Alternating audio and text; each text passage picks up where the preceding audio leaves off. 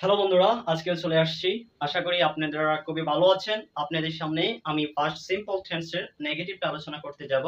তার আগে কিছু কথা বলে নেই, কাউকে ছোট করছি না। আমি আপনাকে যেভাবে শেখাচ্ছি, আপনি যতই দুর্বল হন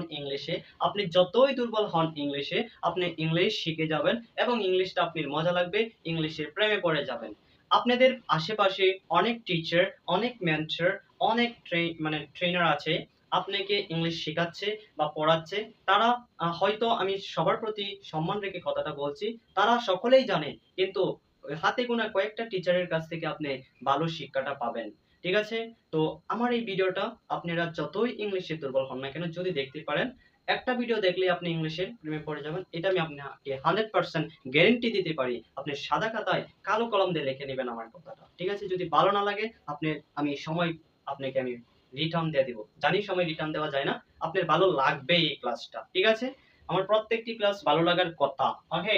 সো ফার্স্ট সিম্পল টেন্সের negative subject did not verb form object. এইটা আপনি শিখতে শিখতে মুখ ব্যথা হয়ে গেছে। তারপরে আপনি এটার ব্যবহারটা পারেন না। আমি জানি আপনি পারেন না। হয়ে যাবেন তামান্না। নাকি? যাই হোক, মাইন্ডটা নিয়েন না। এখানে দেখেন একটা টেবিল আছে। টেবিলটা দেখেন। টেবিলটা হচ্ছে subject did not verb form object. এখন আপনি প্রশ্ন করতে পারেন যে ফার্স্ট সিম্পল টেন্সের ক্ষেত্রে ভার্ব হয় টু, আপনি এখানে কেন ডিড এর পরে এখানে ভার্ব অন নিয়ে আসছেন? আমি আপনাকে সুন্দর করে বলবো, একটু চোখ কান অন্য কিছু খোলার দরকার নেই। চোখ কান খোলা রেখে আপনি দেখেন, এখানে আমি ডিডন্ট ইউজ করেছি। যেহেতু ডিড হচ্ছে ফার্স্ট, এই কারণে দুইটা ফার্স্ট লেখার কোনো দরকার নেই। এটার কারণে আমরা ভার্ব এখানে অন ব্যবহার করেছি। সুতরাং ডিডন্ট যেহেতু ব্যবহার করা হয়ে গেছে ফার্স্ট, সুতরাং এখানে আমরা ভার্ব অন ব্যবহার করব। মনে করেন আপনাকে নিয়ে একটা কোথাও গিয়েছি আমি, তারপরে একটা স্টেজে উঠে বলতেছি যে আপনার নাম, কথা গার্লফ্রেন্ডের নাম বলবো না, যাই হোক একটা মেয়ের নাম বলছি, মনে করেন যে মিতালি। তো ইনি হয় মিতালি। মিতালি খুব ভালো মেয়ে। মিতালি ক্লাসে টপার হয়। এখন কি আমি একবার তো বলেই দিছি নামটা, বারবার কি আমি মিতালি মিতালি ইউজ করব? না। তখন তাকে আমি সে মানে স্ত্রীবাচক হিসাবে সে হয় ভালো, সে হয় বুদ্ধিমতী। ওকে? তখন আমরা এরকম ভাবে ইউজ করি। ঠিক আছে? সেম কাজটা কিন্তু এখানে করতেছে। আমি যেহেতু ডিড নট ইউজ করেছি, সুতরাং এখানে আমার ভার্ব টু নেওয়ার কোনো দরকার নেই। এখন দেখেন, আই ডিডন্ট গো রাইস। আমি ভাত খাই না। আমি ভাত খাই না অথবা আমি ভাত খাইনি। আপনাদের পেঁয়াজ লাগার কথা হচ্ছে যে আমি ভাত খাইনি। I haven't eaten. আমি ভাত খাইনি। I didn't eat rice. আমি ভাত খাইনি।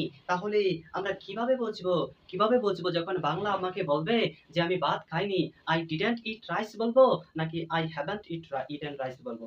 আপনি তখন এই কথাটা বলবেন যখন ইংলিশ আপনি শুনবেন, তখন অটোমেটিক্যালি আমি বুঝে যাবেন যে কোন সময় কোনটা ইউজ করতে হবে। আশা করি আপনার এই পেজটা খুব সুন্দর করে বুঝতে পেরেছেন। তারপরে দেখেন, they didn't eat rice. তারা কি ভাত খায়নি? He didn't play cricket. সে কি ক্রিকেট মানে সরি দুঃখিত, মানে সে ক্রিকেট খেলেনি। They didn't play cricket. সে ক্রিকেট খেলেনি। They didn't read the book. সে বই পড়েনি। তারা বইটি পড়েনি। আনন্দে আত্মহারা হয়ে গেছি। ঠিক আছে? উল্টো-পাল্টা বলছি নাকি? ওকে, he didn't go rice. সে ভাত খায়নি। She didn't eat cricket. সে ক্রিকেট খেলেনি। Sorry he didn't play cricket. সে ক্রিকেট খেলেনি। He didn't read the book. সে বই পড়েনি। She didn't write a story. সে স্টোরি লেখেনি। এইভাবে যদি আপনি পড়তে পারেন, খুব কম সময়ে আপনি ইংলিশ শিখতে পারবেন এবং মজা করে শিখতে পারবেন। I didn't go to school. আমি স্কুলে যাইনি। We didn't eat rice. আমরা ভাত খাইনি। They didn't play cricket. তারা ক্রিকেট খেলেনি। সাগর didn't read book. সাগর বই পড়েনি। আমি জানি আপনি এইভাবে শিখতে পারেন না। পণ্ডিতের দরকার নেই। আপনি আমার কাছে এরকম, আপনি যতই দুর্বল হন না কেন, ইংলিশে যদি অ্যালফাবেট গুলো না পারেন, আপনাকে আমি 3 মান্থলির বিষয়, মানে 3 মাসের ভিতরে আপনার মুখ দিয়ে ইংলিশ বের করে নিয়ে আসতে পারবো। এইতটুকু ভগবানের আশীর্বাদে এবং আপনাদের আশীর্বাদে এতটুকু কাজ আমি করতে পারবো। আর যারা দেশ বা দেশের বাহিরে আছেন, ইংলিশটা শিখতে চান খুব মজা করে, চমৎকার করে, তারা চাইলে এই নম্বরে যোগাযোগ করতে পারেন। নাম্বারটি হচ্ছে 6297866831। আশা করি সকলেই ভালো আছেন এবং ভালো থাকবেন। আমার জন্য আশীর্বাদ করবেন। দেখা হবে আগামীকাল নতুন একটা ক্লাসে। সকলেই ভালো থাকেন আর আমার জন্য আশীর্বাদ কইরেন। ঠিক আছে? Tata, bye bye.